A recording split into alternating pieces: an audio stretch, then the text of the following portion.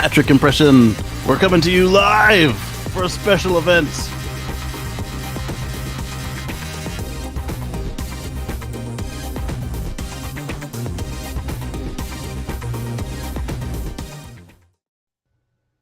Hello, everybody, and welcome to the Tesla Life number 283. One up from yesterday. Surprise announcement that we showed up. We're here for the Tesla Semi delivery event, which is going to be happening. You can see the countdown on the Tesla clock beside us. So we got a little bit under half an hour.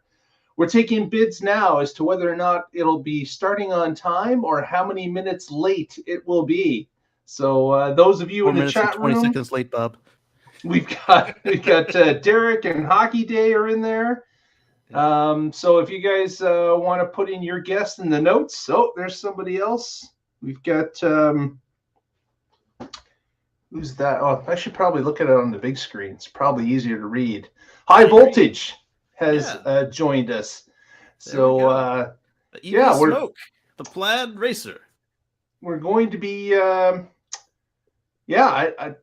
I got to believe we're going to be a little bit late. Although this is happening in California, which will be about 5 p.m. local time. Wait. Is it California or is it Nevada? I'm sorry, it's Nevada. Yeah, it's Nevada. Yeah, it's close enough. It's basically California. Right. It's a lot closer to California than it is to East Coast time, anyways. But so that would be 1 hour back. So there, Nevada. Does Nevada run? Nevada runs on Pacific Coast time, right? I think so. And if they don't all do it, then it's going to be most of the state. Yeah, Nevada runs on Pacific Coast time. It's Arizona that is time difference. They don't play at all. Which is the way we all should be. Stop playing with the clocks twice a year. Because like I say, it's a scam, that daylight saving garbage. It's a scam. It is. You won't say that once your kids go into school. I will. I'll be like, this is a scam. Why don't we just adjust the time they start and stop school? You'd rather your kid go in daylight than not. Trust me. I agree. So they should start at 8 o'clock instead of 7. It's the same difference. The rooster surely doesn't care.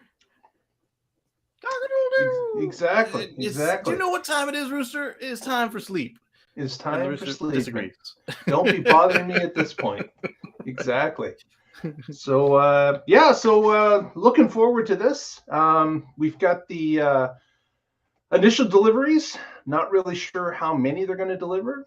Speculation on 2 or more. And of course, PepsiCo is expecting to. Yeah. PepsiCo is receiving these units. We have seen, of course, the aerial drone shots showing that there were 24 of the trucks in the parking lot. How many of them were working models, we have no idea. But at the factory, they had 24 of them out in the lot. You count them by the drone captured video. Yeah. So and then today we saw shots of one of them hooked up to some construction equipment. It was pulling a heavy construction dump truck. Hello, it's Monaco. Look at that, Monaco. Hello, hey, baby. Yeah. So lots of interesting speculation. Hoping they're going to share some stats with us. Hoping they're going to share the weight of the truck. Talk a little bit about maybe the different ranges they're going to offer. It's still going to be 500 and 300, or if there's been any change there. Maybe some specs about actual battery kilowatt size. That would be interesting to know. And motors. We know that 3 motors, right, in this particular version truck. One between each going to be axle. 4, and now it's 3. Yeah. Yeah. One between each axle. axle. It's a plaid truck. Exactly. That's a good question. With the Plaid, of course, they put a dual on one of the axles, and of course, with this truck, you could break them up into each of the set of tandem wheels on the back of the tractor, or they could put them in one. That might be something that they do as well. Not really sure. Yeah. So lots of interesting speculation what it could be. How about you guys in the chat room? what's the guess on if they tell us the gigawatt hours? What do you think is going to be for the 500-mile version of this truck? What do you think? That'll be harder to find than the weight, because all we need is for somebody who's at the event to open the door and read the label to us. Yeah. And there's, I got to believe with Tesla shareholders, some of them would know where that particular sticker might be and take a quick shot of that, do the upload. Exactly. So David points out he just got $37.50 off the price of his Model Y he's picking up in 5 days. Maybe they'll offer a bigger discount this December. They might, but as we keep saying with Tesla, if you like what you see today, get it today, because they will turn around and mess you up. Do not delay. If you want to take advantage of that discount that just hit the X or the Y and the 3, man, don't delay if you're in the US. That's the only place they're offering it. Right. Because what we've seen in the past is either they'll sell out and then they'll just be back to regular price, or this promotion will end and they'll be back to like higher price than when they started, because this is Tesla. Exactly. Unpredictable. But great discount, David, that you snagged there. That's fantastic. Absolutely. Congrats. Yeah. So this thing was announced in 2017 for 2019. And then it was brought up again at Battery Day with the implication that this would require the 4680s. And then a few weeks ago, we found out that not only was it being produced at the 2170 factory, but that the truck would also have 2170s. And that was a bit of a surprise to us, because the way it was presented at Battery Day implied that it needed the 4680s to be successful. It doesn't mean it's not going to get 4680s. It just means that these ones don't have it. Yeah. But as we talked about on yesterday's show, the 4680s that are being produced now are kind of lower performance than the 2170s that they're making at the moment, as far as per kilogram. Right, and as we talked about in the show yesterday, there are iterations that Tesla makes. So it's not like we knew the 4680s were having issues, just for the fact that there was delays. For example, the Model Y out of Texas was supposed to get 4680s from the get-go. They had to go to Plan B and put 2170 and 4680 line in place because they weren't getting the volume they quite required. Yeah. So makes sense that they're having issues with it. Not a big surprise. It's a completely new architecture. It's new chemistry. It's a new production. All sorts of things from the ground up. They're going to have to design this for. Not even to mention the removal of the slurry that they were using, that they had to heat up to produce that particular battery. Electrodes, yeah. Yeah, so it's a dry cathode. So that's when we say they're having problems, we don't mean that they're giving you faulty batteries. What we mean is they're lower yields, and they apparently, according to the few people who've torn these things down so far, they are lower output per mass than the 2170s that they're replacing. But again, we saw at least 15 different technologies at Battery Day, and this is just the can. Maybe a formulation tweak, but we're not seeing the whole tech stack right now today, which is it's fine. This is the way we expect Tesla to run, because they do incremental changes as they roll out. And don't forget software tweaks too, because they're able to add that to the mix if the monitoring of these units that are out in the wild, they're able to find out what's going on. What's that? Patrick has joined. Patrick, what are you doing out there? Email me the link. Screen. Well, we sent you the link, Patrick. It's been sent. All right, send it again, because he's on the wrong side of the screen. Coming right at you, sir. Yeah. Motoko is going to send you, going to email you that right with that orange, with that yellow donut she's got. An attachment to the yellow donut. All right, let's see. Email and you're doing a Vulcan mind meld. Okay, my mind to your mind. For those in the chat room joining us, please give us a thumbs up on the video. That helps us out, and it spreads it out to more people. So we've only got a couple thumbs up so far, and we've got almost 20 people in the chat room. So give us a hand and press that thumbs up. It would be much appreciated. On your way, Patrick? And if I was saying to Casey before we started the show that if there wasn't a music block, I would have loved to play Convoy by W.C. McCall, a hit from the radio back in the late 70s. I remember that, the Convoy song. Convoy, baby. Yeah. We're having us a convoy. Breaker.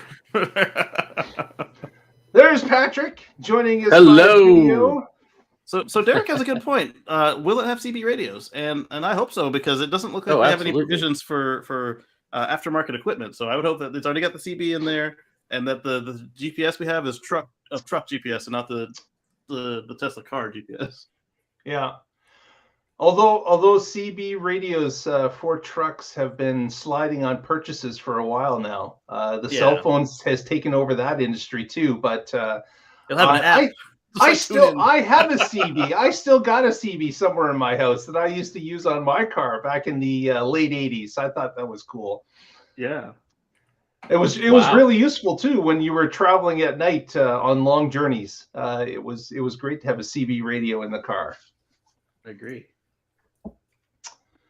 So I think that's something they could accommodate, and they'd be kind of silly not to.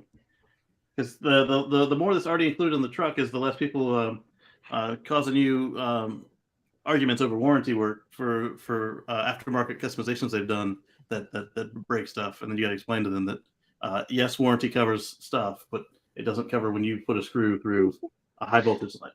Yeah. That's not going to be covered, that's for sure. Yeah. And so joining us, if you're new here, joining us, we've got Mr. Casey Green from the DC area, and his boisterous daughter, Motoko, joining us as well. And from the West Coast, we have Mr. Patrick Connor has joined us. Hello. So, Patrick, what's your guess on the 500-mile truck? What battery pack, what size of battery pack do you think, if they announce anything, it will be? My guess is 975 kilowatt hours. Wow. I guess 300 kilowatt hours. At least for the 350. No, you were guessing for the 500-mile truck. Yeah, don't mix things up. You can't mix guesses. Yeah, if I say enough numbers, one of them will be right, and I can claim victory. Then somewhere around 600 kilowatt hours, 400 to 600 kilowatt hours. So you're going to say somewhere around 600, eh? Yeah. Casey and I are not even close. I love it. $1, Bob. $1. $1. I'm going to say for 500 miles, I'm going to say 500 kilowatt. All right. Hours. Yes. So a mile per kilowatt. Hour. Yeah.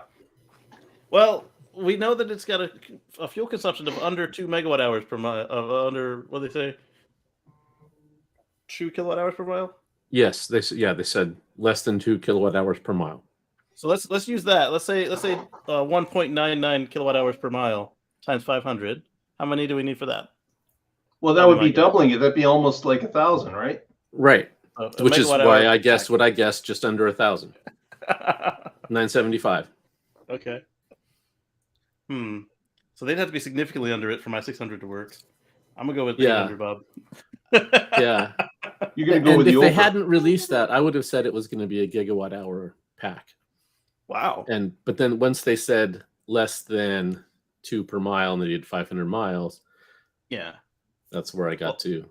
I figured they would need probably somewhere just short of a megawatt hour because, you got the mega pack, right? So you just shove one of them into a truck. A little bit of packaging difference, and away you go. Exactly. Oh, yes, sweetie? Yeah, so that's going to be... Oh, and then I said Elon's going to be 4 minutes and 20 seconds late. What did you pick on that, Patrick? I'll go with 10 minutes late. Yeah, he's going to be... What was he late last time? It's going to be 10, but I'll go in the middle, 7.5. All right.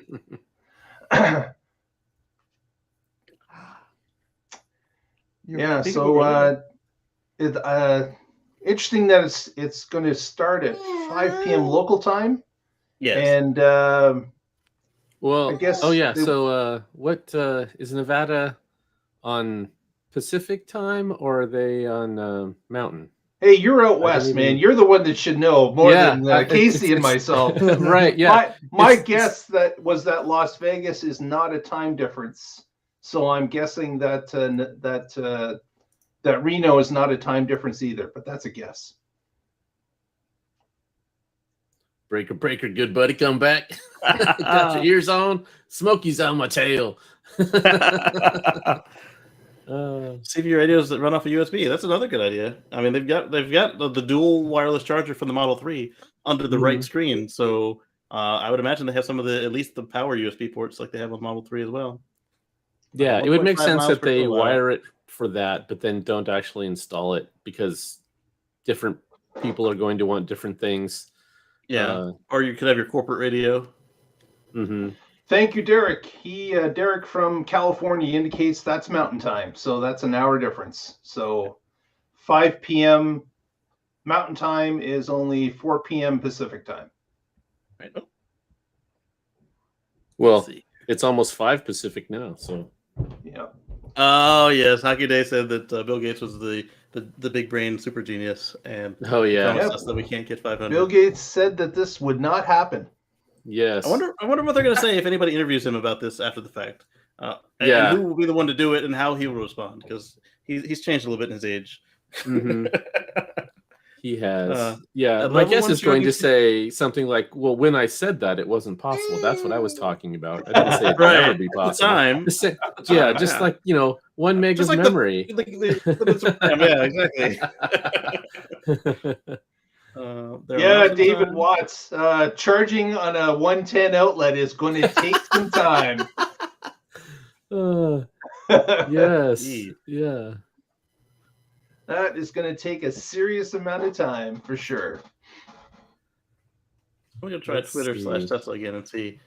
We also had curious a if we- question on our Twitter feed, and if you don't know what that is, it's at the Tesla Life if you want to join us there. But one of the questions on Twitter today was, does the Semi come with a sleeping cabin like a lot of the long-range trucks do? And And it does the not. answer is that currently in the models that we've seen, there's space for some bunks, but there is no bunks, right? Right. So You get a false wall where the bed should be. right. So Well, it's a real wall, but it would be false wall on the regular one. It's filled with batteries instead. Back there. No, it's just like literally the truck ends early, and like when you go around the other side of the fairing, it's just empty space and a toolbox. So, Right. and of course, this truck, as the charging network grows, that's going to be required because this is not a short-range regional truck. It can be used for that, but Right. with a range of 500 miles, as long as you've got a mega charger along your route, at the end of that 500 miles, you're good for the return journey. And that's another thing. Are they going to show off the mega charger, which we know there's a few of them already installed at Gigafactory Nevada? Right.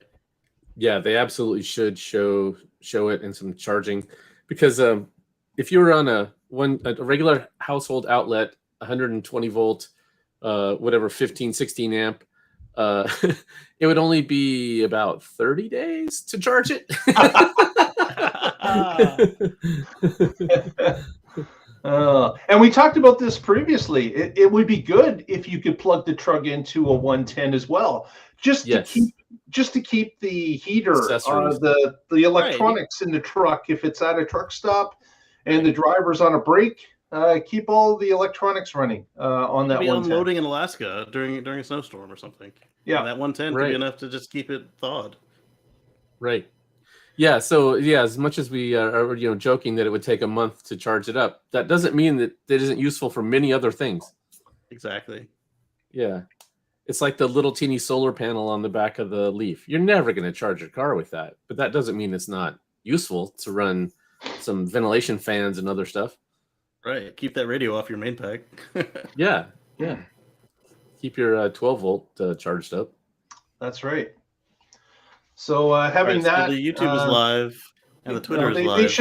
should make it available to plug into all different voltages. So the 110, Yeah. a 240, or a supercharger should all be able to charge that tractor.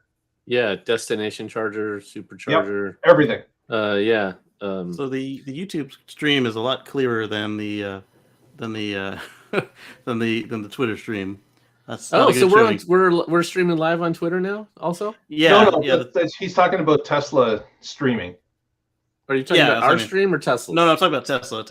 So here's YouTube that we're on right now. Now I'm gonna switch it to Twitter, and you see it got a little fuzzier, didn't it? Yep. The video quality degraded a bit. Yep. So we're gonna go back to YouTube because I like high quality. I cannot lie. Plus, we're on YouTube, so I mean, keep it in brand. Yeah. What's that question, Haas Troop? I know how to more than triple the mileage. How do you more than triple the mileage besides going downhill? Put our friend Wayne Gertis behind the wheel, or leaving the load behind and not pulling a trailer at all. Well, no, we already discussed the only load you pull is helium balloons. All full. Hello, JT. I want to hear Haas's idea. Is it I'm curious, downhill everywhere or helium balloons? 18,000 on Twitter. Yeah, I'm showing 4,226 on my Twitter. I'll just try to sell his ideas. Well, I mean, give us a sample, and then maybe Elon will buy it. Oh, he's trying to sell his ideas. He's not just going to tell us for free. Okay. Well, I mean, if you want to sell your idea, come up with a example that works on a smaller scale and patent it so that nobody steals your idea. That's how you do it. Or put up a demonstration that cannot be duplicated by anybody just by looking at it on YouTube. That would be another way to do it. So you've got to get proof so that people can see it in a small example of how it works. Right, because no one's going to believe just based on a statement like that. 2 or 3 times better. If that's true, it would be revolutionary to double or triple the range. You'd be able to print your own money if it was 2 or 3 times. Yeah, and this has been looked at. There are thousands of people whose full-time job it is to try to make things more efficient, longer range. I mean, don't you think that every EV maker out there would want to double or triple their range if they could? So yeah, just some statement like that. It's one of those.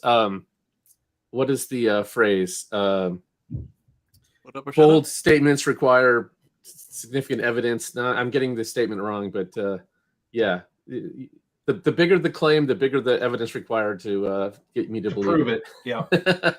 I don't see a 4K button on Twitter, but this is 4K on YouTube. Oh, maybe that's why Twitter was lower res. I don't see any button on YouTube except for mute and unmute.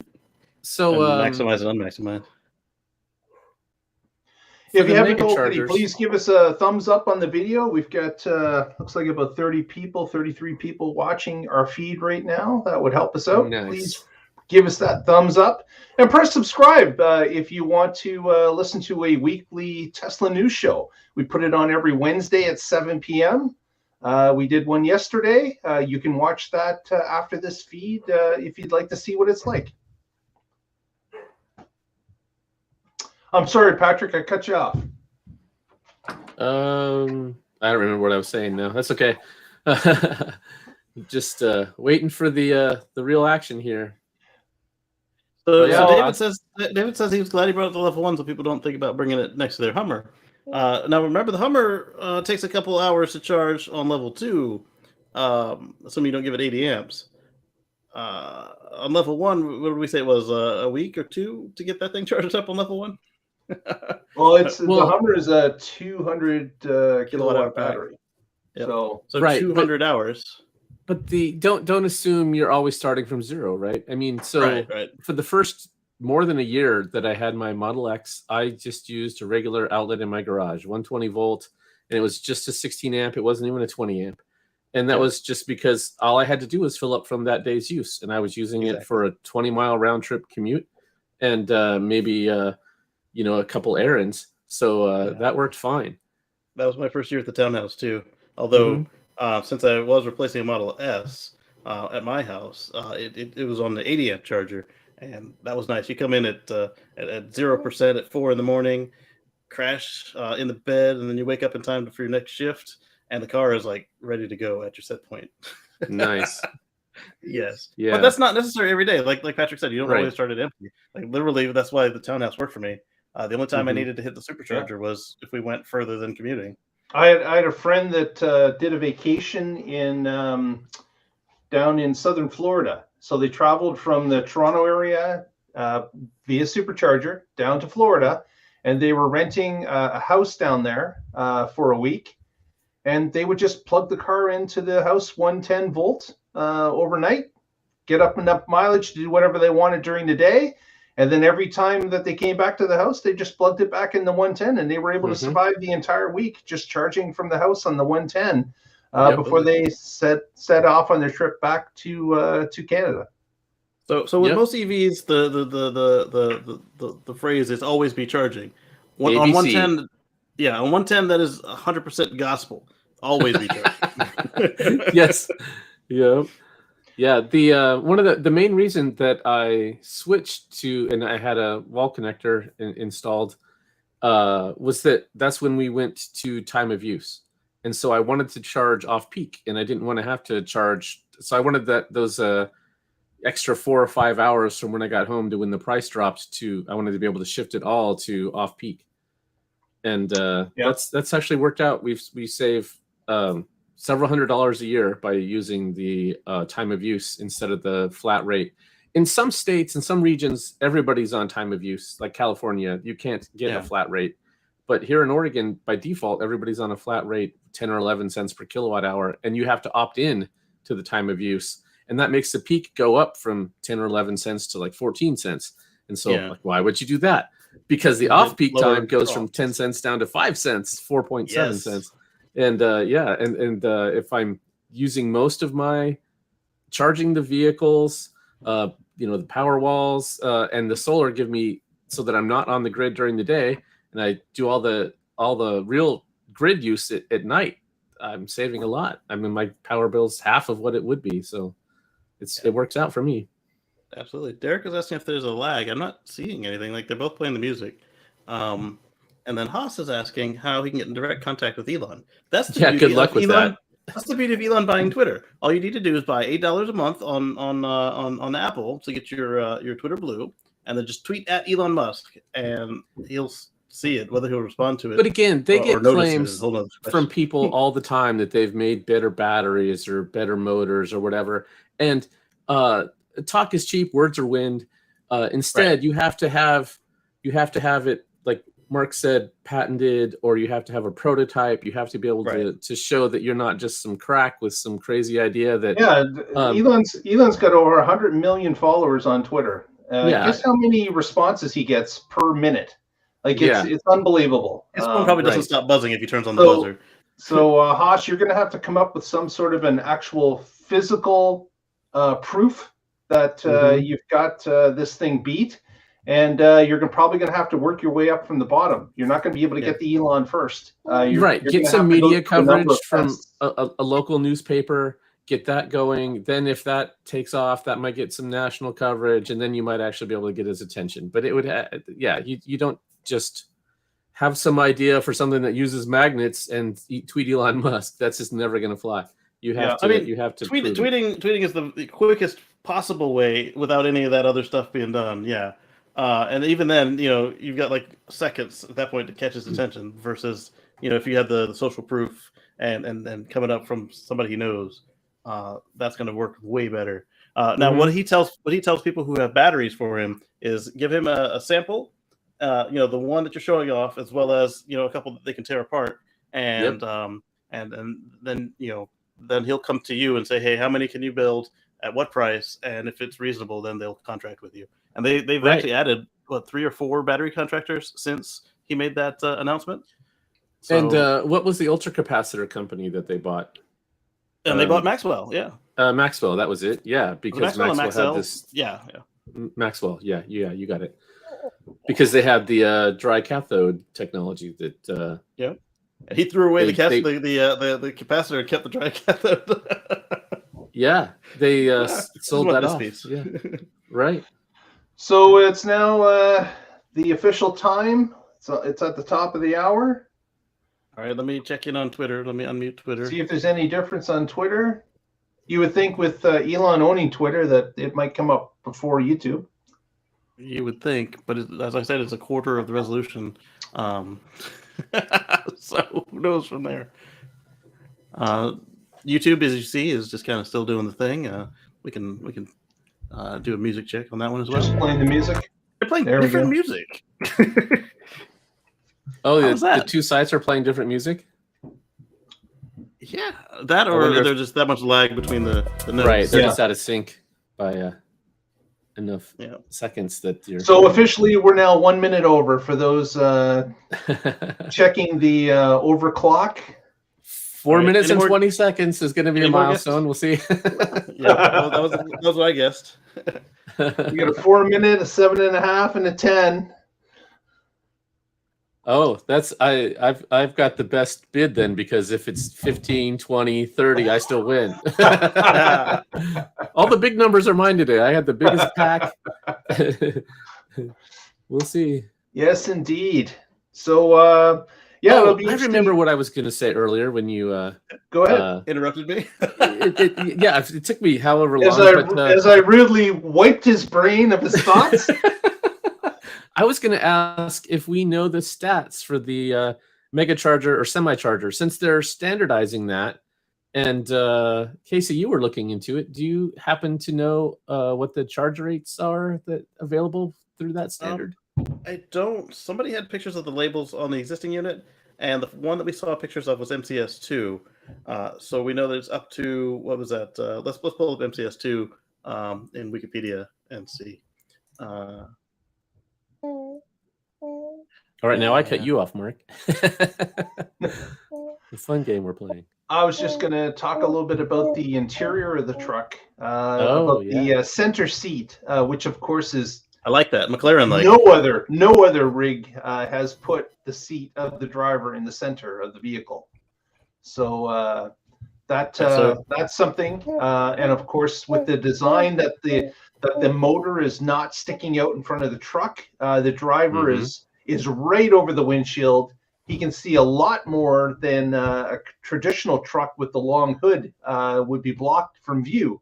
So not only with aerodynamic, Casey, we got one of these people, one of these adult. Yeah, let's get rid of them. We're getting rid of them. You got mods as well there. How do we delete these guys? Patrick, you've also got a mod on that, so we can tackle this together here. Let's hide the user and then let's report them. Nice. For sexual material. And they're gone. Okay. Haha! And so MCS, I'm seeing just the spec itself. So it could be MCS 1, 2, or 3, but I'm assuming this is all for MCS 3. Is Charon Group, which is the same as CCS. We're looking at a max voltage of 1250 volts. Really, that's it? That's almost the point where NACS could do it. And the max current is 3,000 amps, so 3 kiloamps and 1.2 kilovolts. And it's rated at... those are DC, right? DC, yes. And so you got a maximum charging rate of 3.75 megawatts, which is better than NACS today without liquid cooling the socket on the vehicle. Because without liquid cooling the socket on the vehicle, NACS, which is the Tesla carport, that is capable of 1 megawatt. Musk just tweeted 5 minute start, and that was a minute ago. So 4 minutes from now. I was close. So that'll put us at 9 minutes. Wait, 5 minutes from now or 5 minutes late? 5 minutes 4 late, minutes. which was a minute ago. So. Oh yeah. Oh. See, if Elon needed to rely on a timepiece like a clock or a calendar to save his life, he would not be doing well. This is why his brother used to lie to him about what time they had to be places. Right. Just like I do with my wife, but don't tell her. My mom used to do that with the four of us when we were kids, because trying to wrangle 4 children around is. The other cool thing about the interior of the truck is, of course, the dual monitors that are on both sides of the driver's seat. Which the jump seat. Yeah, but those monitors are also going to double as side view mirrors. The truck does have side view mirrors. It's required to have them by law, but apparently the cameras are mounted on the outside of the truck as well, and those cameras are displaying on the left and right monitors inside the truck, giving the driver even more visibility. Absolutely. And I used my camera mirrors on the Model X while towing that U-Haul trailer, and they're not even situated for towing. They're purely for self-driving. So I imagine that on a purpose-built vehicle with proper camera placement, they could be even more useful. Yeah. So and the jump. Go ahead. Just some rough math. 3.75 megawatt charging rate. If I'm right about the battery, I mean, you have to look at the ramp up and ramp down, but it could be a full charge in 30 minutes. Well, it has to be, because remember, the whole design of this truck is that the truck is waiting on the driver, not the truck wasting the driver's legal drive time. Right. And as we all know, truckers have restrictions on how much they can drive, mandatory rest times. They can't go more than something like 11 hours at a stretch. And if they can instead use these as break times that they can log, it could work out just right. If they can go 500 miles, take a 30-minute break, do that again, then take a 4-hour break, it could work out to meet the rules pretty well. Any guesses as to whether they'll say there's more than just 2 mega chargers? One at well, there's 3. So we've got one at Frito-Lay in Modesto. Yep. We got one at the Giga factory in Nevada. Mm-hmm. Yep. And then where's the third one? One at the other Pepsi place, right? I haven't heard about another one in another Pepsi place. Modesto, California is the Frito-Lay one, which is where they installed the first one that's outside of Tesla. Right. The Gigafactory Nevada is the only other one I knew of. Do you know of a third one? I don't know the name, but I could have sworn I heard of a third one. Unless it was planned and not deployed. Yeah. Do any of you in the chat know? I hope they show a map and they say, our first customer's Pepsi, they want to be able to go from A to B. And so we've got mega chargers or semi-chargers at these locations. You know what I would like even more than that, Patrick, is for them to say we already having a deal with either Pilot or Love's truck stops. TNA, that would be Flying awesome. J. Yeah. Any of them. Sheets. Yeah. Well, you want to be an actual truck people who handle big rigs all the time. Yeah. Yeah, it's got to be one of those travel plazas. One of those 3. Yeah. Love's, like Flying J. Flying J, or what's the other one? I named it just a moment ago. You did, that other one. Yeah, there's 3 major ones in the U.S. Yeah. And for that fact, Flying J is here in Canada too. Nice. I'm also liking the jump seat, because that way, if you're a team driver, the jump seat is actually a full seat. It's just that the bottom of it folds up against the wall, so that you're not tripping on it when you're not using it. So you get the full comfort, full safety. Unlike some other jump seats in other smaller trucks where like this canvas strap with a seatbelt on it. Yeah. Can you imagine the amount of telemetry that's going to be tracked on these trucks that are given to Pepsi? Like, these things are going to be tracked every second of the day and night. Yes. I wonder how the diesel techs feel about this now that they, the ones that receive the training, because this is completely different than what they're used to, other than the wheels and suspension parts. The other thing is that it's simplistic. There are no gears, so you haven't got a series of gears that you got to shift through to go from slow to fast. It's all one gear, and it's just press the accelerator pedal and press the braking pedal. That's it. Yeah, and then you've got the regen, so you don't even really press that braking pedal all that much unless you're full. So yeah, it's going to be different. And of course, the We're gonna convoy go from mode. diesel techs to tire haven't even- changers. Haven't even talked about convoy mode, where they'll be Yeah. able to, using autopilot, lock 3 trucks together and Mhm. allow the 2 behind just to follow the one up front.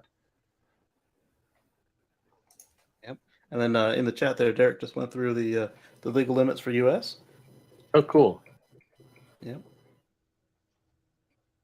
For those of you that didn't see me pop it on the screen there, as I said it. So I just did a quick Google on truck stops, and I've got Jubit's, Flying J, Travel Centers of America, Pilot Travel Center, Pilot. Drivers that was- Travel Mart, Big Yeah, D Pilot. Travel Center, Love's Travel Center. Oh, Twitter is first. The screen flashed. Oh, all right. Switched. Doesn't mean there's actually anything on it. It just changed first. It went to a blank screen. Oh, I hear something. Oh, Twitter's Nice. first. What is this It's- crap, Elon? Make it It's high quality. 511. I win. Oh, there goes YouTube. I'm gonna switch to YouTube because it's higher. Go back to YouTube for the clarity. Of course, you had to make Twitter first. You didn't spend all that money for nothing. Right. Oh no! Here we go. Yep, that's a little clearer. A lot. I like this intro graphic. So you've got Yeah, pretty cool. the techno Giga Berlin look. Yeah, Funky it's beat. reminiscent of the unveiling.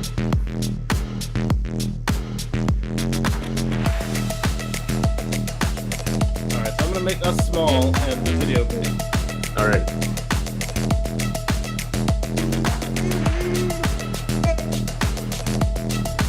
Mute me because Mother's upset.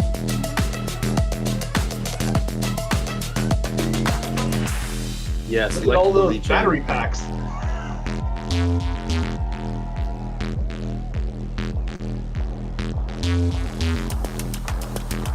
No logos can be seen yet. Oh yeah, it's not wrapped.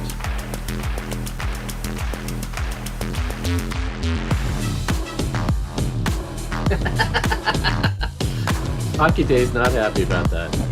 Where is the wrap? Right. They don't even have any like who owns them on the door.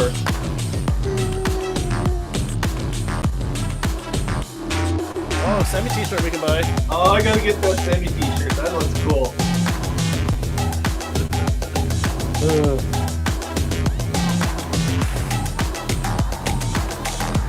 Put it on the Christmas list.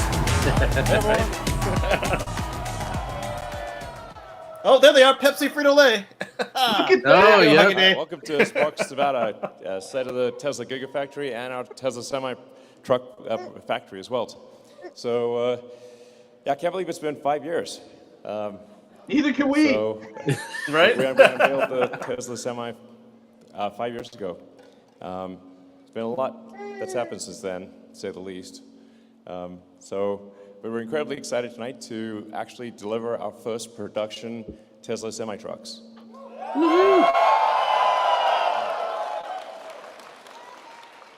So, and it's right next door to the Giga Nevada, our Gigafactory here, which produces the most number of battery cells in North America. It produces our drive units and battery packs. And yeah, so I'd just like to just start off by giving I like a the big stage hand is to a flatbed trailer. the Tesla Gigafactory team and the Tesla semi-truck team. It's like, Good spot. Those Pepsi logos look like they're projected onto the truck, not a sticker. Oh, they could be. so, I think you've had a chance to tour the production line. So, cool, right? And yeah, we're looking forward to. That would've been a delivering our fantastic first ticket to production get. trucks to Oh, yeah. Mexico. So this is going to be fantastic. Yeah. Yeah, and also a huge thank you to all of our other customers. I mean, a lot's happened in the last 5 years, and our customers have been super loyal and supportive, and stuck Who's this with us guy? and been a huge part of our development. And we're excited to show everything that we've been doing off to everybody tonight.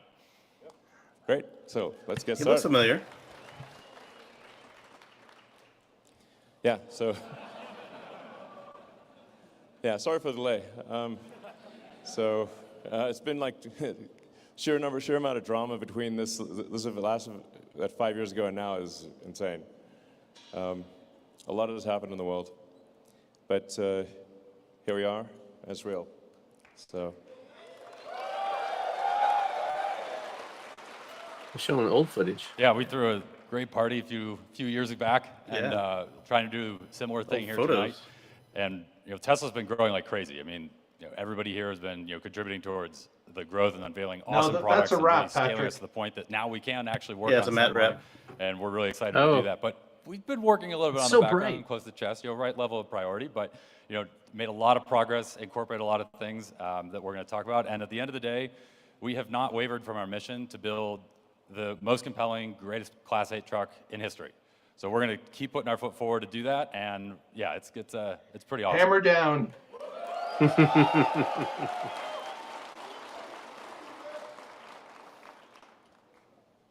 Hockey Day wins. So people might wonder why build a semi-truck. Because if you look at the actual unit volume, it's small compared to passenger vehicles. So for passenger vehicles, there's on the order of almost 100 million that are sold every year, and whereas semi-trucks, it's like for 400,000 or 500,000. Not even, it's a couple 100,000 Class 8 trucks a year. Globally. Yeah. Oh no, sorry, that's US. Yeah. So in the U.S. there's call it like 15 million passenger vehicles and a couple 100,000 semi-trucks. So it seems like a small percentage, but it's actually 20% of U.S. vehicle emissions because you've got a huge vehicle and it's being driven all the time. So when you factor in the number of hours driven and the weight that it's carrying, it's actually, although it's only 1% of vehicle production, it's 20% of vehicle emissions. And it's over a third of all the particulate emissions. So from a sort of health standpoint, particularly in like cities, this is a huge impact, like it's gigantic. So that's why we're doing it, So, yeah. Being the whole also said Part of the mission. This is really core to our mission, and to Elon's point, there's a lot of heavy trucks that are deployed in dense urban areas, and so the communities that are around freeways, a lot of where these trucks are domiciled, are going to really benefit, particularly from the particulate emissions reductions, and then just trying to reduce emissions globally. Every truck that we put on the road that replaces a diesel truck is a huge amount of leverage, and so that is why we're doing this, and makes a huge difference towards driving us towards our total mission of sustainable energy and transportation.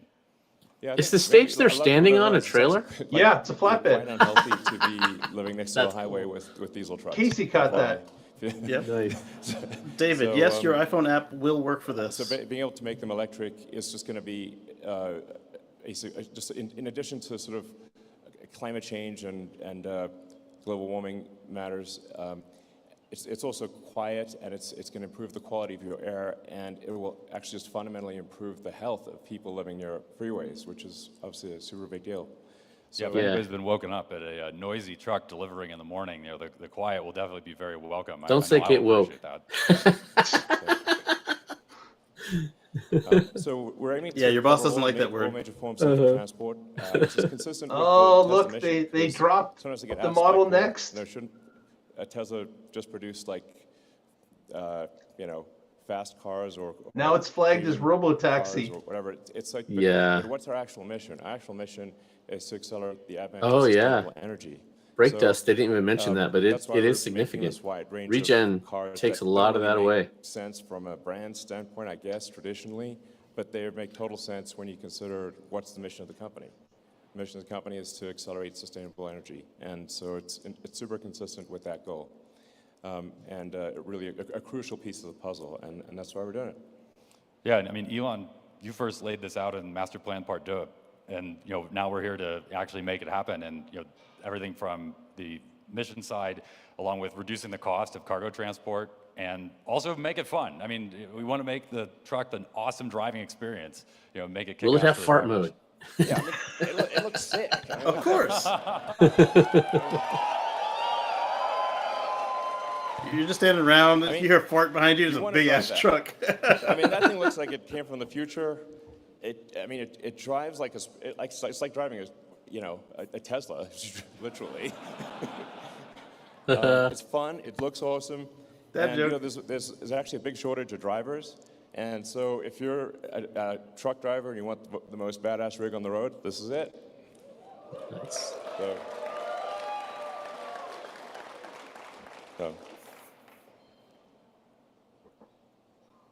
yeah, that's it. It's a beast.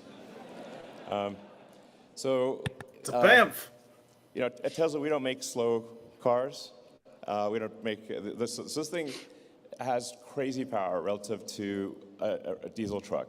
I mean, actually, especially if you're not towing anything, you could zip around like it looks crazy. Basically, it looks like an elephant moving like a cheetah. It doesn't look right, frankly. But this is not sluggish in the least. JT, good point. It's fast. It's fast to accelerate. It's fast to brake. It's really a step change improvement in what it's like to drive a semi truck.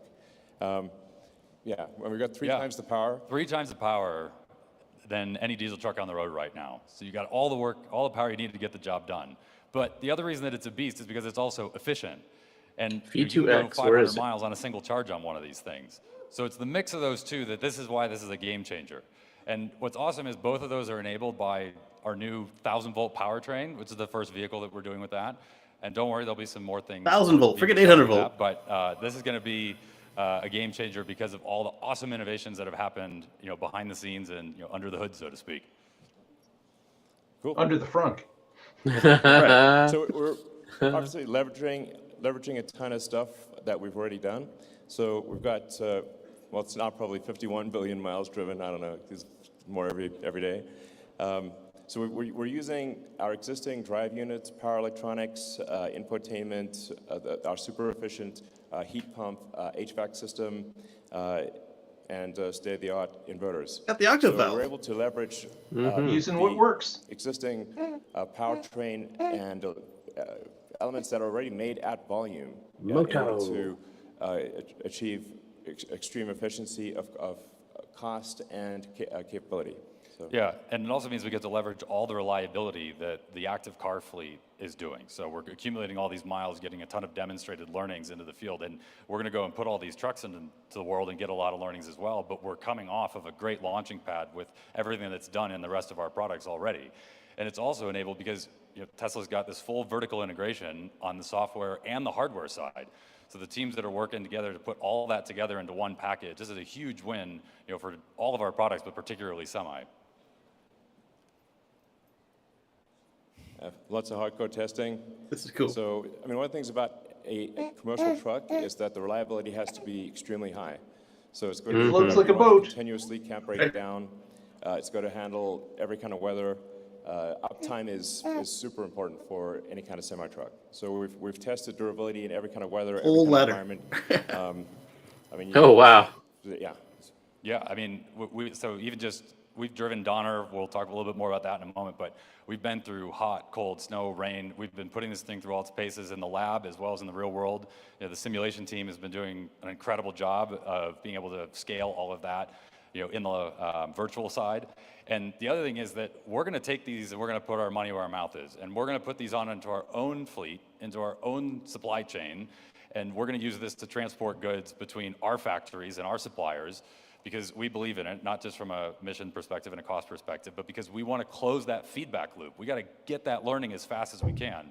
We want it straight from the drivers, we want it straight from the service techs that are working on it. We're going to take all that data that's coming in and continue to refine the product and make it better, just like we do on the car. There you go. Iteration. Yeah, exactly. Yep. So to be clear, like these semi trucks are running 24/7 between Sparks, technically in Sparks, not Reno, but most people think of it as Reno Sparks, and Tahoe. And yeah, this is technically the called Tahoe might be where the third Reno one is. Industrial Complex, or TRIC. Now there's an interesting backstory about why it's called that. Very. Yeah. So. Tease. Anyway, Tesla using the trucks continuously day and night between here and Fremont and back again is going to be a great test of the vehicle and will give us a great feedback loop for continuing to improve the product. That is what they said, Derek. Give us 1,000 some more volt. specs, Elon. My click is sort of not Yeah, working. more specs. There we go. All right. We So, want to know who wins the yeah, battery bet. Yes. Powertrain system. So, and we're using the carbon over sleeve. So essentially, we're using the 2 acceleration and 1 plaid, efficiency. Model S, Model X powertrain, but we're That's a change. actually On highway, 2 acceleration. Okay. 2 of the drive units to actually disconnect, so that they're not Physically free disconnect. spinning. So the efficiency is actually much greater in cruise. Yeah, this is Wow. really unique. I mean, we're going with a tri-motor I system. thought it was just like One of showing them how is it's put together. constantly engaged, so that's for maximum efficiency. You're getting on a highway, that's doing the bulk of the work, and it's operating at the peak efficiency point of the entire So it has a drivetrain. transmission of And sorts. then the other 2 2 units gear are for ratios torque and the acceleration. disconnection, So yeah. when the driver needs it to get their job done, whether that's getting out of a loading dock or it's on the road, they need to pass somebody, you're tackling a grade, you have the torque and power to do it. And the cool thing is that these are clutched automatically, so no driver input needed, but it's also seamless. So the highway efficiency unit is cruising along doing its thing, and if the driver puts their foot to the floor, the torque unit spin up, clutch engages, and takes over, and it does all of that before we've maxed out the torque on the efficiency unit, so it's completely smooth. There's no Nice. turbo lag or jerky. You don't feel the woo No gear driver change. input needed. It's smooth, both in terms of acceleration and deceleration for regen. It's really cool happening all behind the scenes. Yeah, I mean, what I find actually really wild about this is that you can have a truck which is 82,000 pounds. And by the way, the reason we can actually do 82,000 pounds is that there's a 2,000 pound extra that's allowed by law for electric trucks. So you get a little bit of a advantage on the weight side. But you can basically pull 82,000 pounds at cruise using, and the only thing that's doing that is a tiny little motor. Model So 3 one motor. axle. Not that big. Well, football size maybe? Yeah, you can carry it. Yeah. Like, it's like a, That's crazy. I mean, melon. you can check it in Imagine- your luggage. Good luck doing that with a diesel engine. And one of those is more powerful than a diesel. Yeah. Yeah, just that one little guy is more powerful than a regular diesel engine on a semi truck. Wow. Really? Wow. But I find it like amazing that this enormous thing can be pulled by something that you could carry in your hands. It's like, wow, that's power density. Yep. The carbon overwrap stuff is Yeah. pretty cool. Yeah, so they were plaid motors, like I said. So yeah, and Just then not plaid Yeah. fig. Yeah, we're putting this to use in the real world. Look at that! Look at that! Yeah. Full load, just passing somebody up the Donner Blowing Pass. past the other semi. No more getting stuck behind a truck. So that Yep. truck's clocking in Donner at 82. Pass. I like this That's interface. weighing 82,000 pounds. And when you see that pass shot again, you'll notice that speedometer is climbing. We're going 6% and Accelerating. accelerating up that grade. Yeah. This is where it comes in. Yeah, it's like driving a normal car, not like driving a truck. It's just that you're moving 82,000 pounds. Yeah. Yeah. So any highway grade you come across, you can tackle at speed. Yeah. There's no compromise. No slowdown. Nope. And the other beauty is that you've got all this power going up, but you also have it going down. And what that means is you've got regenerative braking. So rather than using a Jake brake or engine braking like a diesel truck does, where you have to worry about hitting your shifts. If you miss a gear, you're onto your brakes and potentially in a runaway situation. You don't have to worry about any of that. There's The no noise shifting or requirements. nothing. And so the regen recaptures Yes, all that Lamar, energy new as you're going down these shirts grades. available for But on top purchase, of I'm it, sure. It also is Yeah. a safer system for not just the driver, but everybody on the road, because there's no gear to miss. Yeah. I mean, it's worth reemphasizing that point. Because it's an electric drivetrain, when it goes downhill, or when you slow down, it recaptures the energy of motion or the energy of height. The potential and kinetic energy are largely recaptured, whereas for a diesel truck, that's not possible. You can't just create diesel. No, So you lose. you just end You up physically with brakes. luse your pads and then your too. brakes overheat. Yes. You The brake can't pads. use them, Yes. and then Or wear out the actually, engine. It's pretty You dangerous. create 'cause heat the brakes or stop working. Jake Yeah, that's brake, why you have you runaway create truck noise. This Yeah. is so much And it's better funny in because- multiple so ways. If for any of you that have ever driven I-80 and driven Donner, there's a mandatory brake check stop for trucks down by Emigrant Gap. We've done this, and it's really funny because we'll go over the grade, we'll come down, and we just kind of pull to the side, and we're like, well, there's nothing to check. We've never used the things, and we just keep driving. Yeah. When we get to the bottom of the hill, we have cold brakes. Yeah. Right. They want to make That's sure like your brake pads mind-blowing aren't if you're overheated, and they're like, trucking no, we with didn't use so them. It's like insane, basically. And I so wonder if they'll be allowed to just bypass it in the future. Yeah. Probably just will. Like you don't have rules to take will your EV change. to emission tests. So it's really worth emphasizing that. That's a significant safety improvement for the truck driver and for other people on the road. We also have excellent traction control because the precision of an electric motor is vastly better than a diesel engine. You know, it's sort of got like I'm trying to think of the right analogy here, but like it's got the precision of like a laser printer. Model S. Great. It's like really precise. S class. That's what I'm saying. And the reaction is, so it's like you don't have to worry about, like traction control is awesome. It's got, it's automatically stopping the truck from jackknifing. It's doing all this safety stuff in the background that just isn't possible with regular diesel Weight control trucks. on Model X It's a step great, change in and it's technology ancient. in so many ways. Yeah, and the tight integration with the software team that we have here really makes that happen because it means that we can take all that, the precision, and actually put it to use. You know, it's not some tie-in of some third-party powertrain. No, this is all in-house. And so we do this really neat, you know, chassis control work at the brake level, the traction control level. We integrate with our total stability control system and make sure that the driver, you know, has a lot of confidence, but also has everything they need to stay on the road. It's going to be, it's a really nice, neat integrated package overall in terms of, you know, software and control, and it's totally seamless to the driver, and it'll be a game changer in terms of safety. Yeah. It makes sense. They do the same kind of thing So with the. we talk power. You want to talk efficiency? Nope. Yeah, Let's go. absolutely. I'll listen. I like that 500 is So, not you know, deep some into the people out zero there like it is say on the it can't be cars. done. Is it 4%? Oh, right. I don't know who might say that. Oh, but, now we know where they drove to and I've heard from. rumors. Yeah. Fremont to San and, Diego. So we just did it. Yeah. You can see the hill climb there. The spike. And then the And we're regen gonna down the post other side, whole they video actually, unedited state of charge went up a bit. on YouTube. Yeah. And No jump cuts. yeah, and this wasn't, you know, some ultra clean, precise test track simulation or something where we, you know, shut down a road. Nope, this is real world. You know, this is over Grapevine. This is with traffic. This is true 500 miles. You know, we were loaded just under 82K. You know, we didn't, no special aero treatments. Yeah. Truck came off the line, shook it down, made it run. That's it. Yeah, there was like no fast moves here. Nope. So to be clear, it's not like, oh, and what tricks did they pull? Were there actually a whole bunch of tricks we could have pulled Yeah. and didn't? It's not like something like, I don't know, you maybe like- the Dawn like Dan Project said, might like have done. No or- special aero Right. treatment. Or when Ford got in trouble for taping up their and by the way, cars we and using should different mention there motors. was no charging. Like, we Or could some charge- other yeah, we didn't stop truck- to charge. electric truck driver company we've charge. heard about. Yeah. Downhill all the way. So, Minor detail.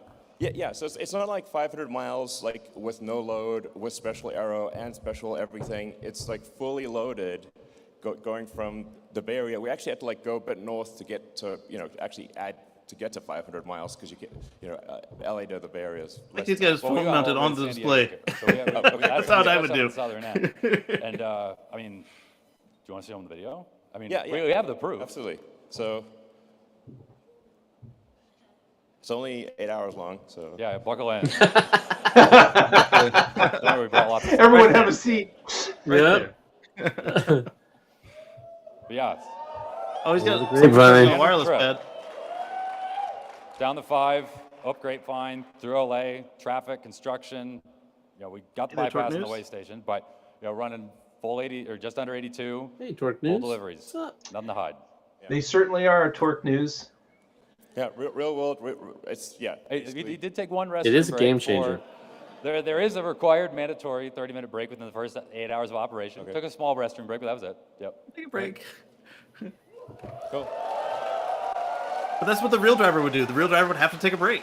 Right, by law. Yep. Wow, So look how aerodynamic much sleeker it efficiency is. obviously matters a lot. Yeah. You can see it's a No real blind it's spots up front. Aerodynamic. Yeah. And that helps a lot as we get less than 2 kilowatt hours 2 per kilowatt mile. hours a mile. Yep. So And that's the name of the game, Yeah. is efficiency there. Yep. yep. So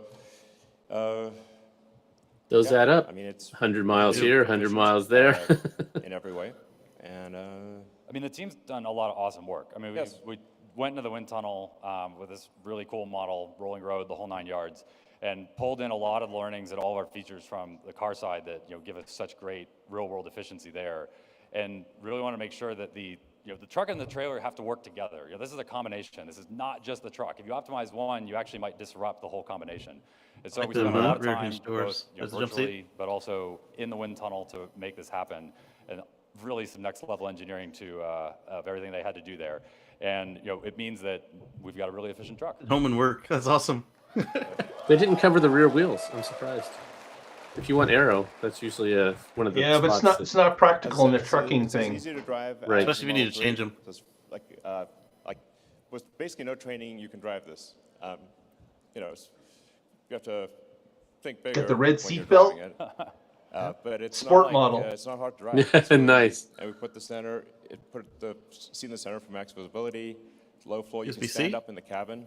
Yeah, and that's actually like a really big deal. I mean, Right, so it's got the you're plaid tall guy, like, you're able to stand up wheel, just but it's a fine. wheel. Oh, instead of man, a I wheel. wanna Nice thing drive is, one. If you're a truck driver and you're Yeah. out every day and it's cold, it's snowy, whatever, you can get in and this isn't Has a sleeping fire bag, this is day extinguisher. cabin. They You didn't can use still the stand boring up, fire you can, extinguisher. shed your jacket, put it on the For wall, the boring wall in company. the comfort. You can put your coveralls on, wall in the cab. I like the So if seatbelts you red. do a dirty job, you can do that comfortably as opposed to being out in the elements. So that's, that level of space is unheard of. And we were able to do that with some pretty innovative packaging. And on top of it, there's plenty of cargo storage, for drivers that need to bring any tools, other equipment along. And not to mention, we've got the plugins, the wireless charging, everything they need on the electronic side as well. Yep. Does the seat spin around? I didn't say that.